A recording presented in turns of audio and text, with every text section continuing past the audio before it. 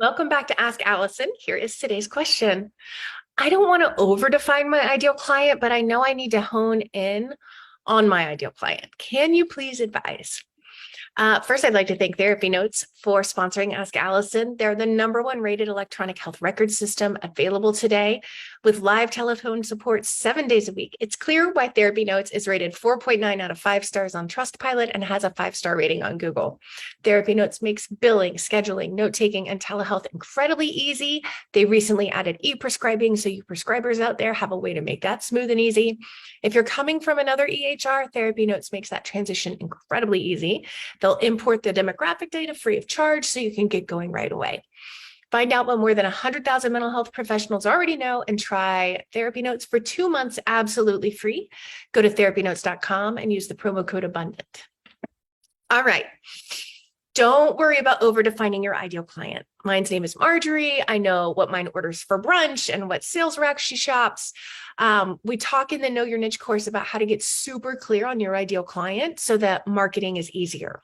It doesn't mean you don't take on other clients. It means that that ideal client directs your marketing. I would really hate being a therapist if I only saw the same presenting concerns all day long. Niching doesn't mean you close your doors to other clients unless you want to. Your ideal client is simply a vetting system for your marketing assets.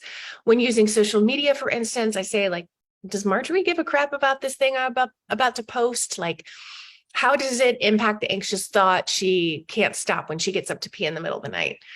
Does it even factor into those thoughts? Is this the thing she thinks to herself but doesn't think she can say aloud to her partner?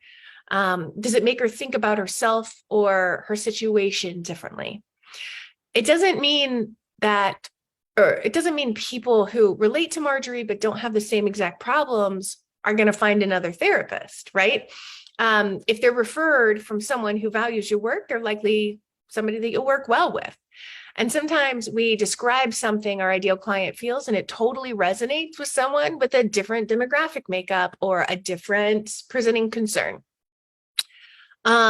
So for instance, like we talk about eating disorders in our group practice website, and we also have a lot of clients without eating disorders who have a lot of anxiety and perfectionistic thinking, because a lot of what we describe our clients with eating disorders going through really resonates with our perfectionistic clients. And we love working with them too, so we bring them in. This week's free worksheet is the Ideal Client Worksheet from the Know Your Niche course. I'm going to link it for you to make it easy.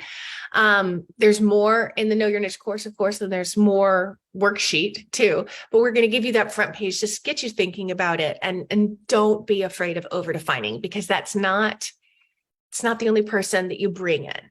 Other people similar, think of standard deviations, right? Like you've got that middle line, and then you've got this bell curve of people who have things in common with that person right in the middle, and they will be calling you also. Yeah, we talk about this a good bit in the Abundance Party if you need further support. We have courses on everything you need to know to build a successful practice. That's at abundanceparty.com. And if you have questions for Ask Allison, please DM me over on Instagram, where I'm abundance_practice_building.